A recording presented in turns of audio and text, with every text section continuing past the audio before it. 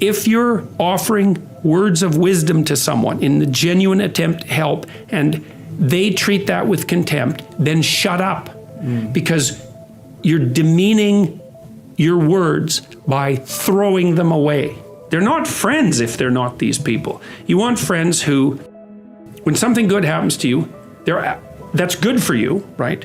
They're happy about that. They're not like all bitter and resentful underground and like saying horrible things behind your back and telling you how they did something that was better and trying to drag you down. It's like, that's not helpful. You want friends, whenever you degenerate in any of the multiple ways that you're likely to degenerate, they're going to like whack you on the back of the head and say, clue the hell in, you're demeaning yourself, you're less than you could be. And there's real judgment in that, and it's harsh.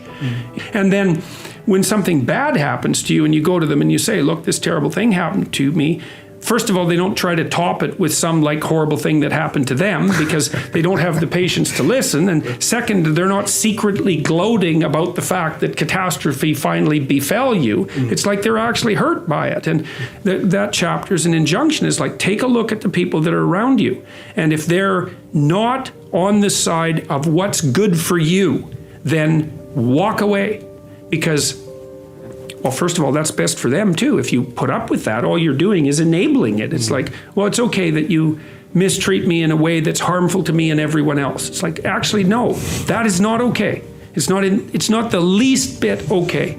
That doesn't mean you shouldn't try to help someone when they're down. What if it's your family? Sometimes someone's on an incorrigible path. Yeah. Like, there's just nothing you can do.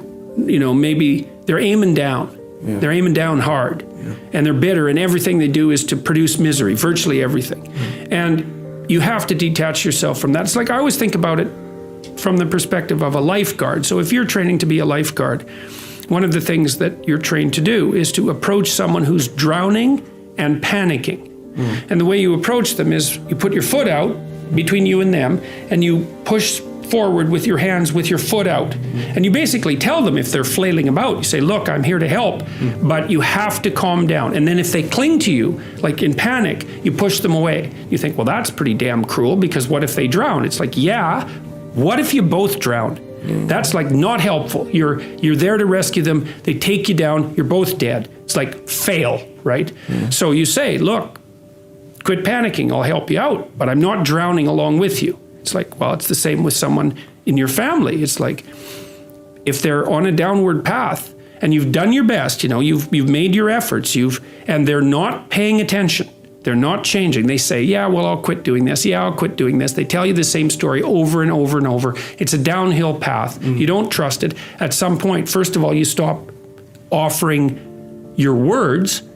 That's do not cast pearls before swine. A very, very harsh statement, right? But what it means is, if someone, especially if someone's addicted or otherwise pursuing a pathway that's like seriously downhill, we're done. Well, it's like, why should I think that you're actually trying to change? Maybe you're just telling me you tell me the story that you use to justify your own idiocy to yourself.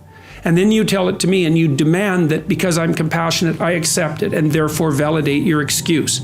It's like, well, it's really hard not to get tangled up in that, right? Because if someone who's really in rough shape is telling you about why they're suffering, first of all, they're probably about half right in their story. But some of it's justification and excuse and blaming and all of that, failure to take responsibility. It's really hard to stand up and say, no, I don't buy that. No, I don't buy that. No, you're wrong about that. You have to be a brutal bastard in order to do that. But hey, sometimes like surgery is brutal, right? It's brutal, but we're going to cut you open and we're going to rip out part of your body or whatever. Right, exactly. Right, precisely. Only making friends with people who want the best for you, that's a brutal chapter, but it's right, unfortunately.